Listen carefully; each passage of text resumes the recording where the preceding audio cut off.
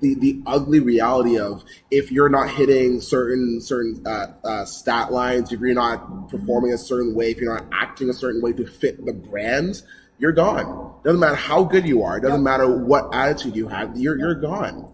And so, like your dad said, how bad do you want it? How much are you going to put in the work, not only to be good enough, but to fit, to make yourself professional enough to get into an environment and succeed. It's like any other business where that you come in, you have to fit this culture. Absolutely.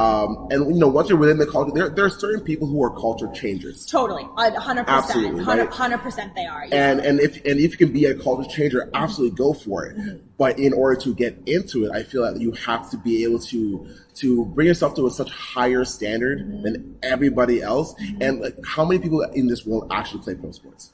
That's the thing, is that Right?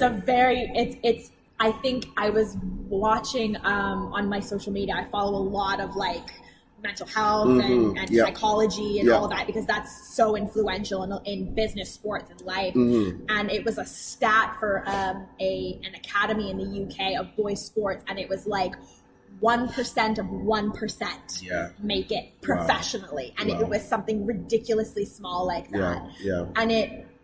And when he always asked me, like my dad always asked me, like, how bad do you want it? And it's like what you're saying, like when you step into the business mold of it,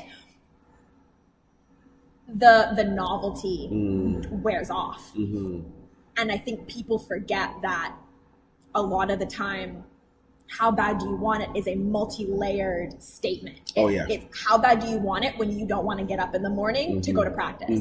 How bad do you want it when you're not actually touching the field? Exactly. Right? Exactly. Like you're putting in all this work, but you're not seeing like the fruit of your own labor.